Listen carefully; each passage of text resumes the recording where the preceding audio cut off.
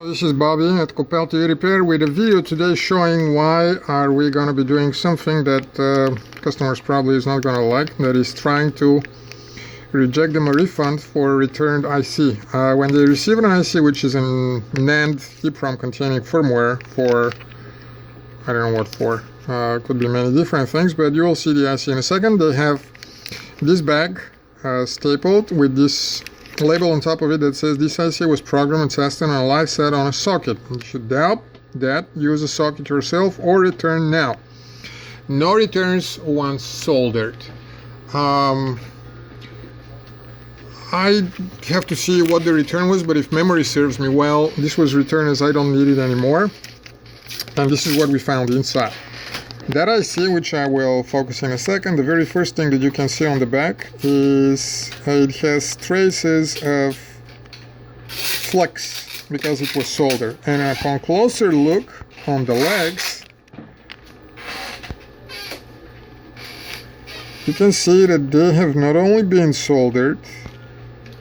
Now, anybody who does electronics will see and know very well what this looks like. And I will take, and you can see how some of the legs are actually twisted together. Let me see on the other side. I believe it had solder on a lot of it. You can see the flux on top of those legs and the twisted legs. Now, if you're a customer, you're the watcher of that video, I don't know if you will be eBay representative or average YouTube viewer, would you like me to send that IC back to you because it's supposedly fully functional? And we have a lot of videos showing how we test them and showing how to put a socket on a board. And I actually happen to have a board here, maybe the same type, maybe a different kind, that does have a socket. Now, when you get a brand new IC and you put it in here and you see whether the IC works or not, and we sell those and many others sell those, so you know, it's not an excuse not to have one. If you really want to test, if you put an IC in here and you close it and you test it, we can never tell that that IC was tested.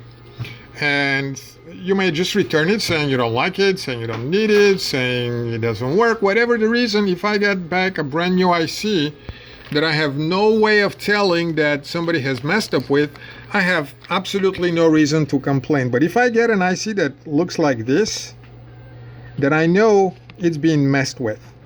And what I don't like even more is somebody trying and saying, oh, I don't like it, I don't need it anymore. I don't know if this works. I still have to clean it, put it in a socket, see if it works. But the way it is, this might as well be the old IC from the TV. And ours may as well be in its place, and the customer may have a happy working TV. Those things are called tampering. Those are lies if that happens. I am not accusing whoever sent that back that's what they've done. I do accuse them of not following that thing, which is in the listing itself. It says that we don't take ICs back, and it also says it here. There's no way you can ignore that and get to the IC. This has been soldered. We are not going to be taking it as a return. We'll have to be arguing as to, you know, do they have the right to return it or not. That's all. Please don't do that. Thank you.